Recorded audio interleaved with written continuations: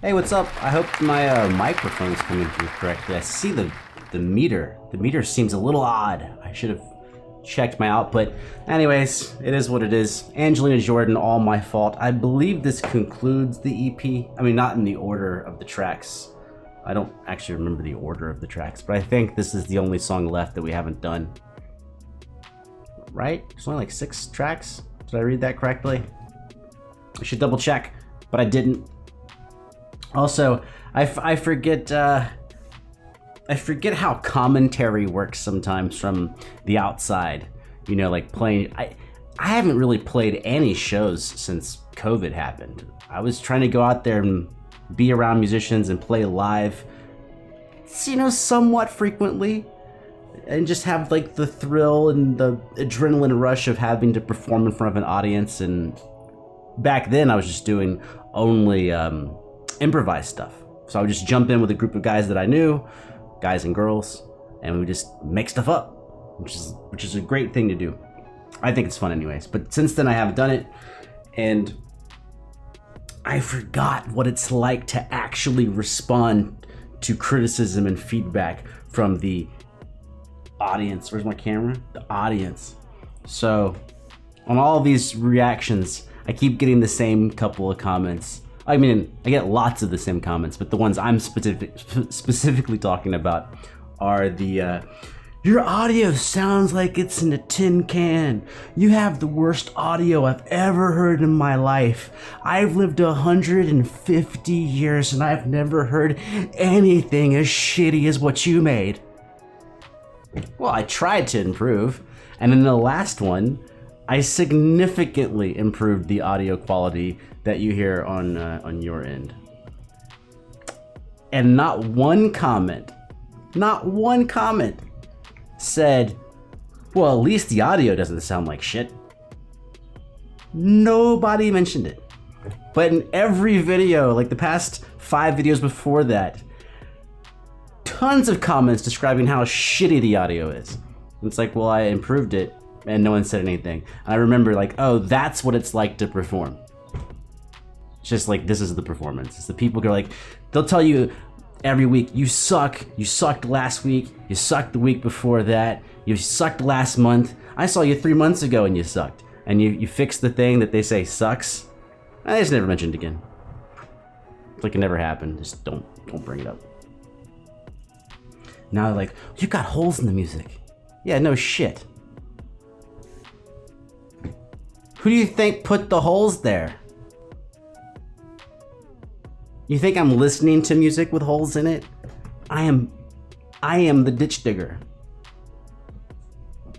Anyways, I've loved every track off this album. I think she's done a fantastic job.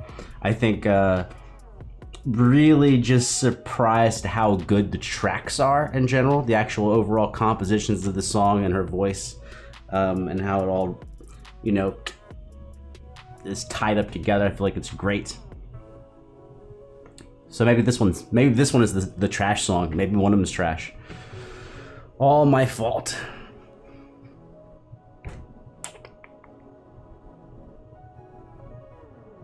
Yeah. I'll try. Maybe I should turn on the captions. Does she have captions for this one? Down on my knees, yes, good. Whoa, but the font's way too big. How do I change the sizing of that? Quality, annotations, subtitles. How do I change the size of the subtitles? I could just Google it.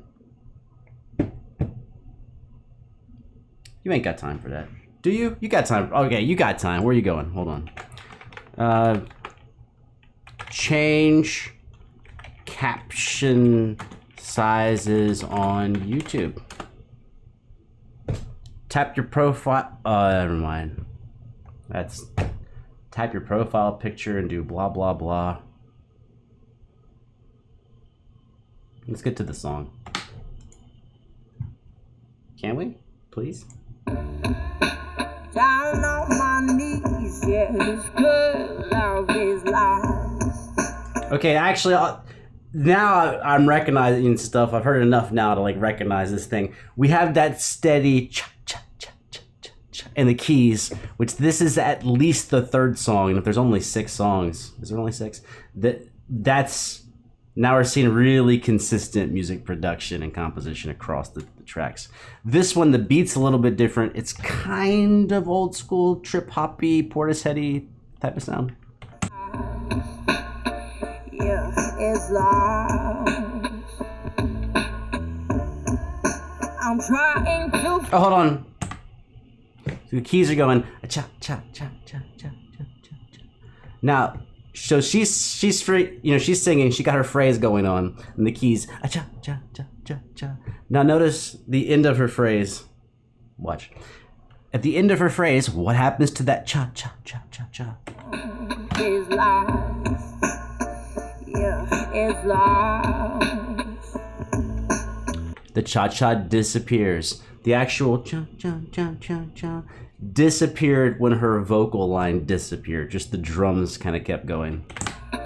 Yeah, it's loud. It's back. I'm trying to fix the clouds. Where did this all go wrong?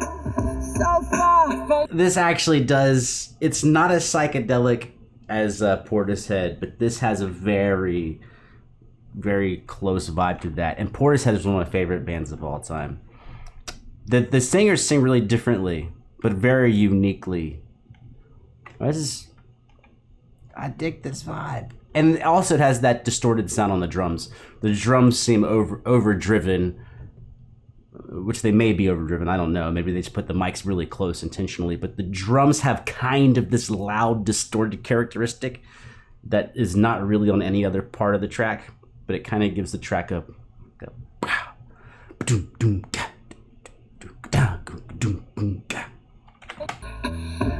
did this all go wrong? So far from what we want to be. It's all my fault. There's those backing vocals. You might be wrong, but I'm taking in the breeze. Those are excellent chord changes. That is not typical. That is not the old typical jazz structure. Sorry, it is. Sorry, it might be the same jazz structure. It's not the same jazz harmony. But I'm taking in the breeze. Man, that is though. I want you to care. I need you to know. Oh, I do whatever. it's that old style, bro. I don't know what key it's in. I forgot the word we used for it. Passakai or something. Probably D. So it's like it's using that descending bass line thing.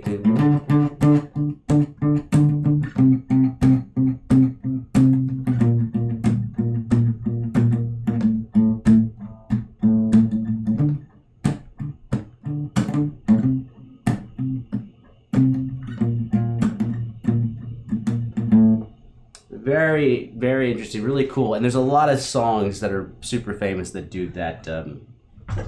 Stray Cat Strut in the 80s from Brian Setzer did it. A version of 16 Tons. I forgot who the original singer of that was. It takes 16 tons. What do you get? That's got that in it. It's a really, what I think is awesome about the structure of those chords, the descending chromaticism of the chords. I don't know what to call it, chromatic or not, but it's definitely linear. Is how different the songs sound. This song does not, like, this section does not sound like 16 Tons at all. Although the bass line is the same thing. Same thing with Stray Cat Strut, or whatever the other one was that I mentioned was 16 Tons. Maybe I'm just going to circle. There's a bunch of songs. Oh, you guys know, if you know Green Day stuff, or 25 or 6 to 4.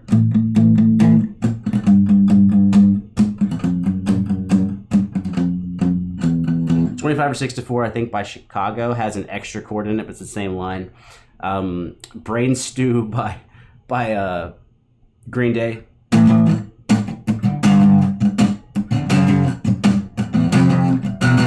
They're all the same thing. But the songs, when you think about the songs, you don't hear them as sounding the same. But they are... It's an identical musical structure. But anyways, she sounds completely not like that, even though it is the same thing.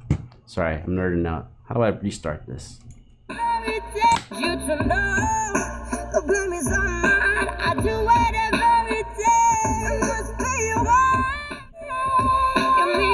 What?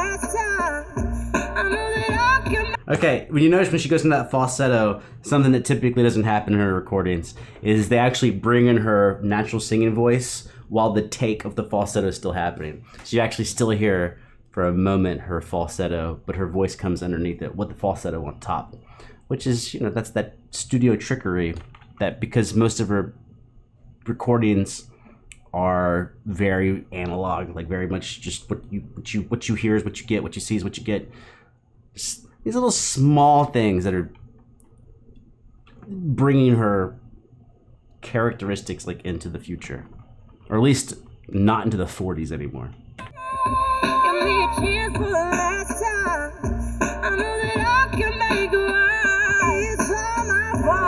Okay, she did the same thing there. So that's that, I don't know what you call it. I would call it a elision. Where the ending of, where my hands at? The ending of one line is happening while the beginning of the next line happens. And obviously, if you're singing in person, you can't do that. You can't sing two lines at the same time. But it's a very cool way of keeping the music pushing, like pushing very much harder. Because usually, not only can you not sing at the same time, you'll usually have a breath or some tiny breath. So that little overlapping of the ending of a phrase and the beginning of another phrase, it makes the music keep moving. You're constantly you're being transported right to the next phrase, but you also don't have the breathing in there. Just a stylistic type of thing.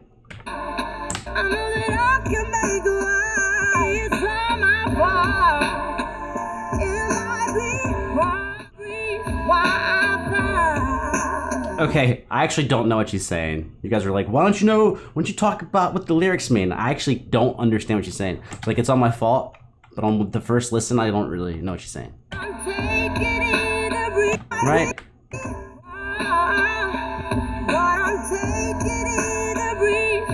But I'm taking... I don't know what those words are.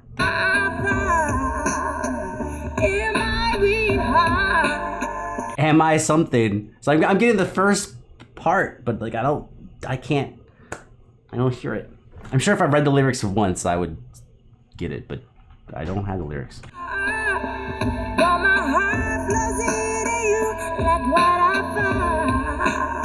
Oh, that's dope. So they just on this little section right here, the drums and the stabbing of the keyboard disappeared. That's our change of texture. Right here.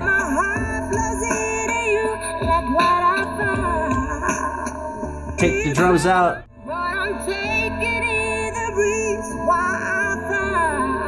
Nice.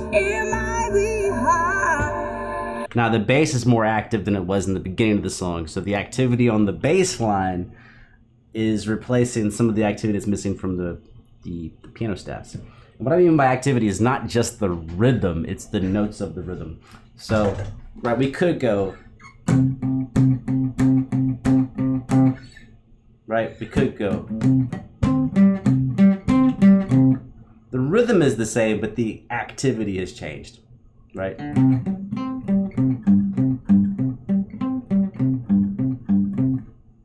So there's more actual melodic motion in the bass line. And it's kind of replacing what's being taken out by them keys and them drums.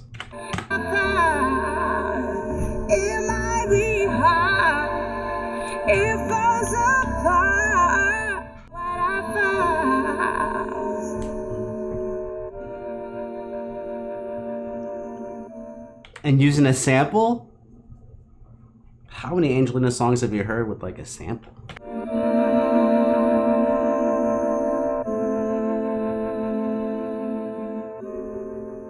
It does kind of just sound like a regular old 251. Not 251. A series of 2.5s. But I don't know. I'm rusty on that junk. And maybe it's not a sample. It could just be a keyboard with a patch set to sound old school. But it's functioning like a sample. It's functioning like something that's not part of the arrangement. Listen to it again.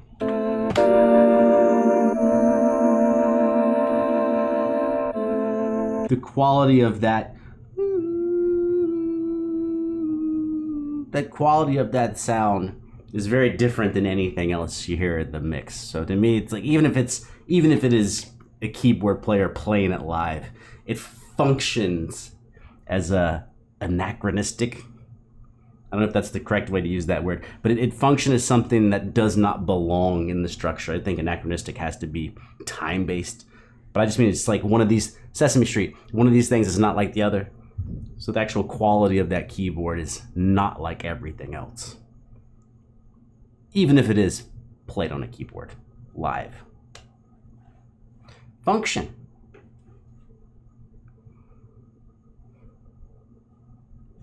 Function's important.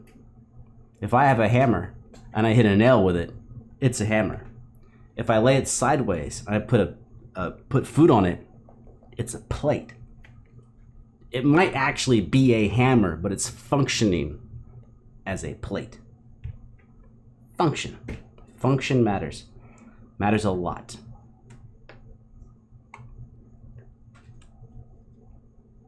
I mean, I'll take something random. I have a cat over here. If I pick up my cat and someone goes, Ellis picked up his cat. You go, okay, you have a very clear thing. He picked up his cat. And someone goes, Ellis was swinging his cat around. Okay, you have another picture in your head. If someone said Ellis swung his cat like a hammer,